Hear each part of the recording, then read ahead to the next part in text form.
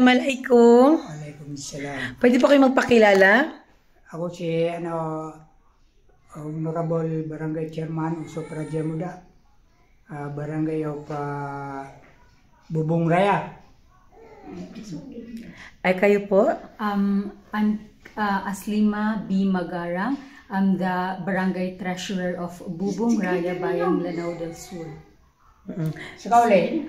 So, pwede mo kami kwentuhan paano niyo po napapanatili ang peace and order at kalinisan dito sa inyong barangay? Sagiyang kaya barangay yaron, nasupisan order ron, namya ka pia doon no pamakuan si Samuksi. Mapia si so pisan order sagiyang kaya barangay ng barangay Bubong Raya. So, Kap, ano yung mga natulong nyo sa mga kabangsa ninyo? Pwede mo ikwento sa amin? Marami akong tulong sa mga kabarangay ko. Pati yung mga ibigay sa akin ng ayuda, nakuha nila. Marami. Yung mga Lalo po ma'am nung pandemic na nung first month ng pandemic, agad-agad po siyang namigay ng mga relief goods sa mga kabarangay po namin. So kung may mga problema Kap, may sakit yung mga kabangsa nyo, anong tulong binibigay nyo? Yung mga gamot, yung mga kaya ko, marami. Yun ang binibigay sa kanila, yung mga yun lang masasabi ko. Okay.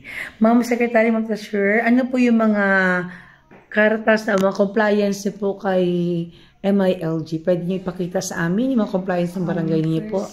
For that is the AIP or the Annual Investment Program for the current year 2024 and the Executive Order and Barangay Ordinance and GAD Plan and Budget and GAD Accomplishment Report and the Intake Form, Referral Form, Feedback Form, and also the monthly report and the quarterly report, ma'am.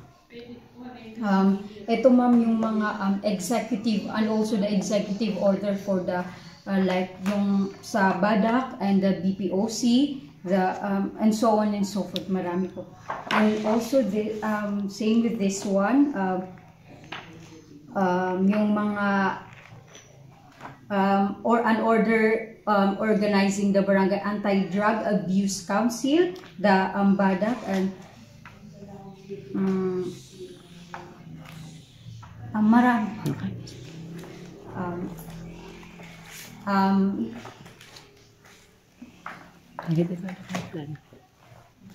Ano pa ma'am? May barangay development plan po ba tayo? Yes po ma'am. The Barangay Development Plan and the Community Investment Plan. Wow, kompleto. So Kap, ano ang gusto mong iparating sa gobyerno?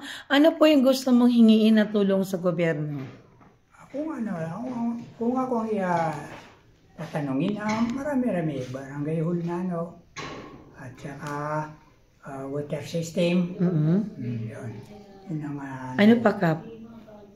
Marami na siguro. Saan po yung water source natin kung bibigyan kayo ng water system? Diyan lang sa may water system dyan.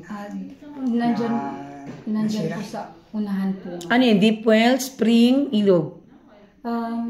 Pati di fuel yung pwede lang. Deep well. Mas maganda na yung deep well. Yun. Lalagay natin ng reservoir para sa barangay ko, kabarangay ko. Okay. Meron pa po? O wala na?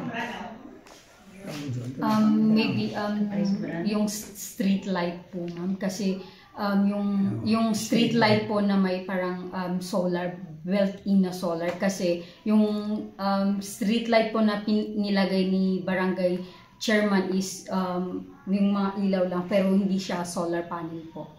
Okay. Kasari namin yan. Okay po.